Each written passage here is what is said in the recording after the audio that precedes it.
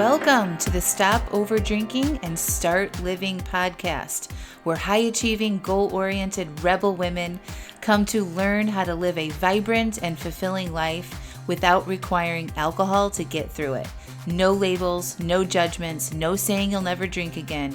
Just real proven methods to help you stop rebelling against yourself with alcohol so you can drink less and do more.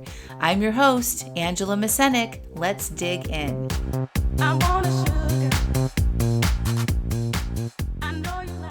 Welcome to episode 246, How to Parent and Not Overdrink.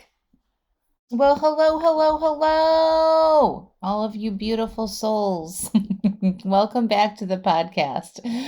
I'm laughing because, I just recorded the introduction to this podcast called How to Parent and Not Overdrink, and it's fucking hilarious, okay?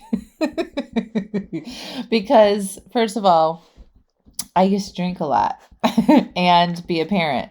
And I know so many of you have kids and it's so hard, y'all. Can we just collectively say that it's hard as F? And, not over drinking while you're parenting is no joke. Seriously, it's no joke. And I want to help you through that because I think if you've been listening to this podcast long enough, you know that over drinking probably isn't going to help you with anything. It just takes the edge off in that moment for a few seconds, right? Maybe an hour. You get that soft edge. And then the next day it's all right there ready for you. And if not even harder because you didn't sleep well and it's like throwing gasoline on the fire on your anxiety and overwhelm about being a parent. So we know it's not a good solution, but we have been marketed to and sold that, we need wine to be mothers, and we don't. Okay. Even though I know it feels like it right now. Personally, just a little vulnerable here for me. I am going through so much hard shit with parenting. Like, not all. I have 3 kids. I'm going to be 14 next month. The middle is 12, going to be 13 in the spring, and the youngest is 10, going to be 11 in the spring. And the oldest and the youngest are just going through stuff, especially my youngest. Sorry, Jackie had to shake right then. But especially my youngest. And it is legit exhausting. And I have parental burnout, which is a serious thing, just like a workplace burnout, any kind of burnout. It's every little thing right now for me is hard. And I'm trying to take really good care of myself and notice this and acknowledge this and do all the things that I teach my clients, right? Take care of myself, a lot of self-love, a lot of self-care, giving myself downtime, being patient with myself, creating boundaries, more boundaries for my kids, all of those things. So, and I know that it's not going to get easier anytime soon. And so how do you be a parent with challenging children and not overdrink? I'm so glad that I figured out the drinking thing before this age with my kids. I've been a non-drinker now for 5 years. So my oldest was only 8 or 9 when when I stopped drinking. And so we were not into COVID. We were not into teenage years, preteen, tweenie, emotions, hormones, none of that stuff. It was just kind of like toddler land, which, they still listened to you. They did back talk a little bit, but you could still have a lot of control over your kids. Well, 5 years into this now, or, 5 years and I haven't been drinking.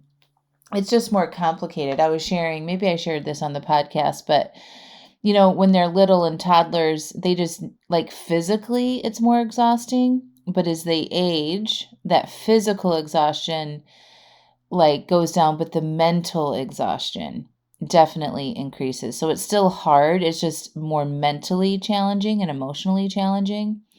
That's been my experience anyway. And I talk to a lot of you all about parenting on the regular and the challenges that we face now. And it's just more complicated. Our kids' lives are more complicated now than our lives were when we were younger. Things were simpler then, maybe not better.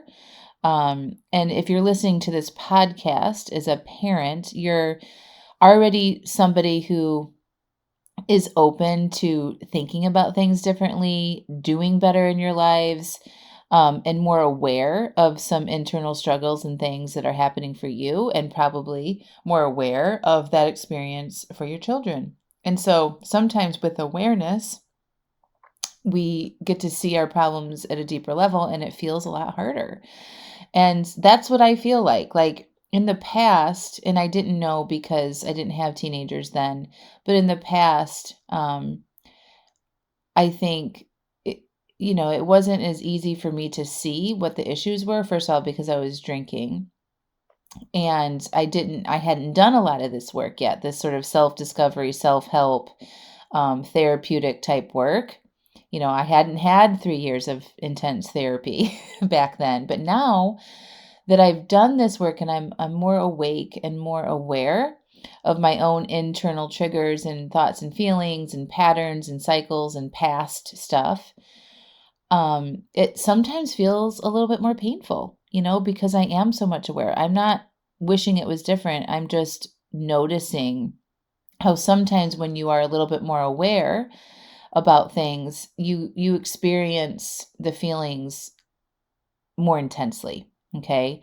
So if you're taking a break from alcohol, especially, or significantly reducing how much you're drinking, you become aware of these types of underlying issues that are there, like parenting and the struggles of parenting, more so than you probably were before you were drinking a lot and numbing some of this stuff, right? So I think because we're more aware, we're more in tune, and we want to be better parents. We want to do better for our kids, more so than maybe our parents did for us. That awareness comes sometimes at a cost of our mental energy, right? And I wouldn't trade it for the world. I don't recommend that you not become aware or ignore or put your blinders up at all. I think it's 100% worth it.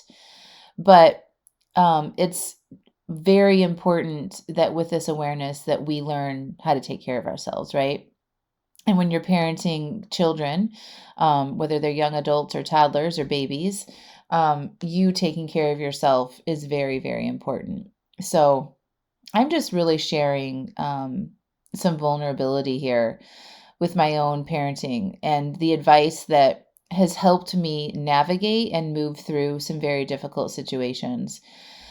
Last year, at the end of the school year, we transferred my youngest son to a new school. He was struggling. He's been struggling really since he's been in school, and especially since COVID. He was only in second grade, I think, first and second grade during COVID. And so him having an online learning format at home with us for almost 2 years, he missed a lot of key milestones and being in the social groups and learning how to be in school and in a sort of like public school system. So ever since COVID not went away, but they were allowed to go back to school, it's been a very big struggle for him on a regular basis. And we thought that changing his schools would be a good thing for him. Well, it is a good thing, but it was very difficult to say the least. And he kind of blew up a little bit. But it did help us highlight and see some of the bigger issues that we needed to address. And so that's what we're doing now. And he's doing much better. But it's still very, very hard. But some of the bit of advice that I really adapt to in any challenging situation, and especially with children, is that you make decisions based on what you feel is the right decision for that moment and not on it being the right or wrong decision. So when I made the decision to move him to my husband, I made a decision, and he was involved in that decision too. We decided to move him to his new school. I really just had to learn and be with myself and feel into what my instincts or my intuition was telling me was the right thing. And I felt like it was a yes. It was like, this is something that I feel pretty strongly is the best next thing for him. Well, It definitely didn't turn out the way I thought it was, but I still think it was the best decision because it highlighted the things that we needed to do. And going back to just some sort of general guideline parenting advice, and I am absolutely no expert, but I do think I'm pretty aware, and I evaluate my decisions with my kids and, looking at my feelings and how, you know, how reactive I am to things and whatnot. And I know my triggers very well. And we've had family therapy and child therapists and all of that. There is no right or wrong decisions. There's just a decision that needs to be made in front of you, and you make that decision. And then there's going to be another decision down the line for you to make, right? So if you're stressing out about something or ruminating on some decision that you need to make with your kids, on anything from like letting them drop out of a sports team to switching schools to helping them navigate, childhood friendships, heartbreak, education, learning, all of these things require so many decisions, right? And if we think about all of that in one time, we try to map out in our minds this one decision that we have in front of us and how that's going to make a cascade of effect, into affecting the rest of their lives, like we can easily get stuck and overwhelmed. And the best thing I can advise everybody to do, and I take this advice myself, is just focus on the decision that's in front of you now. And then when that decision gets worked through and things happen, there'll be another opportunity to make another decision in the future, and you'll lean into that decision and you'll make the right one for that specific situation. So that has really saved us from spinning out and overthinking and creating a lot of unnecessary anxiety. So getting back to the topic of how to parent and to not overdrink is really keeping it simple. You know what's best for your kids. You know your kids. You know who they are, how they react to different situations, right? And just like I teach you guys about having agency of your own lives and listening to yourself about what's best for you, you know your kids the best, right? There's so many experts out there that can give parenting advice and counselors and therapists and all of these things and books you can read, but nobody knows your kid like you do. And you know what is good for them in whatever decision that you're facing. And I want you to tap into that and learn how to listen to that, how to trust yourself with that, and know that there's no right or wrong decision in any course of action that you take. There really, really isn't. There's not a script or a guidebook, unfortunately, about how to be a good parent or how to make the best decisions for your kids. It just does not exist because we're individual human beings who has individual needs, and, our kids are very special too, right? Like they have their own little microcosm of their own brain and their own feelings and their own thoughts and what triggers them and what doesn't, and environments that they do better in and environments that they don't do well in, and sports that they like and friendship dynamics and all of that stuff. It's all so individual to them. And if you're a good parent, like I know you probably are, you are aware of all of that. And so don't overthink things. Just focus on what's in front of you right now and feeling into what you think is the best decision for you at that time. And again, remembering there is no right or wrong. You literally can't make a bad decision. I think the worst thing that we can do is get hung up on overwhelm and being anxious and stalling and feeling stuck around moving things forward. That's just not good for you, right? So when you're in that place, that is definitely where we tend to want to numb and escape and just shut down all of the thinking, right? And not feel that or worry so much. And that's where we tend to get into our escape patterns, like overeating, over drinking, maybe watching too much Netflix, not taking care of ourselves, avoiding things, that sort of thing. So make your decisions, tune into yourself. Don't overthink and overstress about things because literally there's another human involved and most of it we can't control anyway. That's been another piece of advice that I can't remember. Maybe it was one of my therapists told me. It's like, we really don't have the wheel here. Our job is to give them opportunities to love them, to shelter them, give them space to practice and learn in a home environment. But, they're especially after a certain age, they're pretty well baked, and we can guide them, but we really don't have a lot of control about what they're doing. So knowing that, I think for me helps kind of take the pressure off a little bit and let my foot just relax off that gas pedal. And knowing that, I'm going to love them. They're going to know that I love them. I'm not going to be a perfect parent. That's not my goal ever. Um, but to know that they can come to me with things, they can trust me, and I own my mistakes. I apologize when I need to apologize, and I'm open to thinking about and doing things differently all the time, and communicating that with them in some capacity, and just living that model for myself, and taking care of myself and honoring who I am, staying with integrity with who I am. They see that stuff, and that's the best that I can do for them. So if you are stuck right now and really struggling in the parenting, I hear you and I feel you so hard. I really think our society lacks a lot of space to safely talk about the struggle of being parents in today's world. It is the hardest thing I've ever done.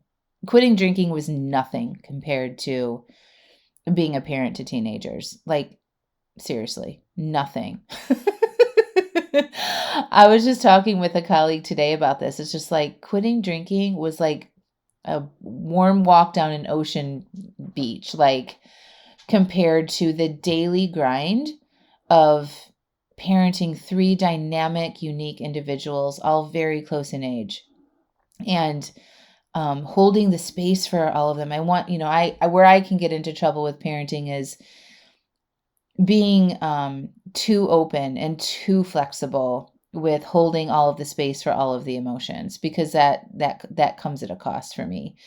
And I because of the work that I do and how important mental health is, I think, and I can kind of swing to the other end of it being too much for me to do. But it's no joke, y'all. It is absolutely no joke. And you think you get through something, and then something else comes through, right? Somebody else has a struggle. There's some other crisis to deal with. Somebody has a bad day at school, So like every day is literally, it's like the wild, wild west. So when I follow my own advice, I'm like, I'll make the decisions I need to make when I need to make them. And right now I'm staying very close to what's in front of me and not getting too far ahead of myself with what might be coming or what's next or what's going to happen if, all of that type of thinking. I really don't let myself do that. I stay pretty close to what's happening right now. And that helps me to have a lot less anxiety. And, if you are burnt out or you're feeling burnt out with parenting, making sure you're taking care of yourself is really good. Having strong boundaries. And even though that's very uncomfortable, especially if you didn't have really good boundaries with your kids before, or any boundaries, implementing those, take it in baby steps, and give yourself a lot of grace and a lot of patience. Drink your water, get good sleep, get support. If you need coaching or a therapist or to join a group or some sort of resource and get outside help is very, very important. I can't imagine doing parenting without having a therapist and the group of coaches that I continually work with. I just can't imagine doing that. My family of origin, I can't talk to them about this stuff because they didn't parent the way I did. They don't really get it. There's some people that just don't get it, and you want to get the resources and help for people that get it and that can feel that with you and totally understand that with you. I think that's why people like to work with me around the drinking stuff, is because I get it, right? I've been through every single scenario in detail and feeling around alcohol. And I absolutely get that. I'm on the other side of that now. You've got to find somebody that you trust that gets it and understands it. And I for sure am not a parenting expert, but I wanted to talk about it because I coach so much on it. The feelings of overwhelm and anxiety and navigating, making decisions with my clients. that I felt like we needed to have a podcast topic on it. So the big takeaway here is stay close to the decision that's in front of you. Know that there's no right or no wrong decision. So if you find yourself, I don't know if this is the right thing to do, remind yourself there's no right or wrong. What feels right in my mommy gut, close your eyes, take a deep breath, lean into your intuition. What feels right? And then do that thing. And then whatever happens after that, there'll be more decisions to make. Keep it real simple. And love your kids. And don't escape through alcohol. If you are over drinking while you're parenting, it's an opportunity for you to check in and start parenting yourself and focusing on what you need, probably a little bit more than what's happening with your kids. You need support so that you can take care of your kids better. And if it's something that you feel like you're a little bit out of control with, I for sure can help you. Getting to the root of over drinking, and if parenting is one of those things, I for sure can help you do that. But it's all a big experiment. It's a grand experiment, and nobody tells you how hard this stuff is. And it's amazing too, right? It's right now it feels harder than it is amazing in the time of life that I'm in with my kids. And then I get little teeny tiny moments like last night, my oldest came in and turned their phone in before, it was lights out. And they just said, I love you, Mom, without me saying it first. And that little win is enough to keep me going. And so you want to celebrate those little things. You want to be aware and awake to notice the little teeny tiny detail that you might get, the little wins that you might get. Yesterday was a teacher work day, and so I picked up one of the oldest kid's best friend, and we spent some time out and about. We went out for coffee into a bookstore, and we went to a thrift shop. And as we were pulling into the thrift shop, this song "Flowers" by Miley Cyrus came on, and my oldest never sings in the car, and they hate it too. So if I'm singing to like a pop song or something, and there's just like, please stop it, like screaming at me to stop singing. They're like whisper singing, and their friend starts whisper singing, and then I start whisper singing to "Flowers" by Miley Cyrus. And for like 45 seconds, we were all doing it together, and it was the best moment. And so I hang on to that stuff, and I really am aware, and I notice them, because we need to pay attention to those little tiny moments, because let's be honest, the rest of it is hard. And so we need to be aware and conscious enough to appreciate those little moments so we can keep staying strong, my friends. That's what I got for you today. I love you all. We are getting down to the very last spots in the Cancun retreat and coaching package. So if you want in on that, please send me an email, angela@angelamascenik.com. Go to the link in the page where you can get private coaching by me, and you can come. Part of the package is meeting me and a small group of women, 9 of us, in Cancun in December. So a deeper dive into coaching, and then meeting in person in Cancun to work through some real-time stuff while being in a vacation spot and traveling and not over drinking. So if you're interested in that, you better get on it, because spots are going. All right, my friends, you stay strong, and I'm sending love to all of the parents in whatever capacity you are parenting those kids. And if you don't have kids, if you're taking care of, you're a caretaker of aging parents or siblings or anybody else in your life that feels difficult, I'm sending you love as well. All right, we'll talk to you next week. Bye for now. Hey, it's Angela. I want you to check out angelamascenik.com/aliveaf. You know what it's like to have a desire to cut back on your drinking, right? You start to read books, listen to podcasts, try things, but you might not be able to yet put all the pieces and suggestions together in a way that actually makes sense and works for you. You might struggle with beating yourself up after an overdrink. You might get frustrated with yourself when you take 2 steps forward and then another 2 steps back, and get overwhelmed with what's right and wrong about your relationship with alcohol. Your friends tell you that you should be able to have just 1 drink, and it isn't a big deal. You might be white-knuckling through urges and resisting instead of peacefully processing them. And you might struggle with your identity as someone who has enjoyed having a lot of wine or alcohol in your life. It's around you all the time. It's what you do and who you are. Well, after 5 years of successfully coaching hundreds of women through these struggles, I have created the Alive AF membership, where women like you can learn the basics on what it takes to cut back and reach your goals with alcohol, whether it is to just drink less or totally quit. And when you join, you will get the exact framework I used to change my own relationship with alcohol and still use today, that has led me to be alcohol-free for over 5 years. You're going to get access to my resources, videos, and worksheets that have been proven to change and reduce how much you drink.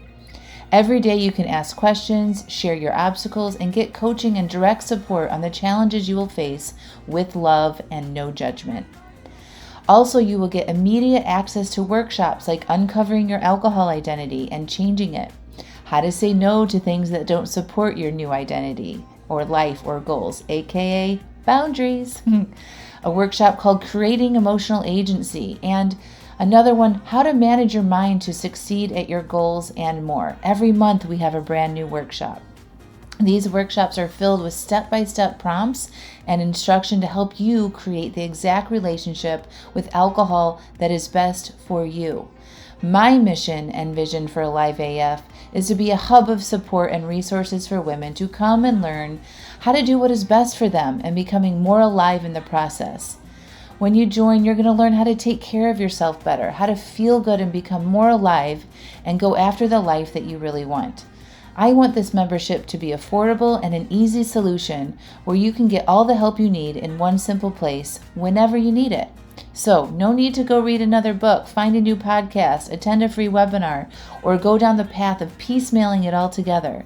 Join Alive AF and have it all there in one place for you anytime you need it. So, go to angelamascenik.com/AliveAF and enrollment is open right now. See you inside.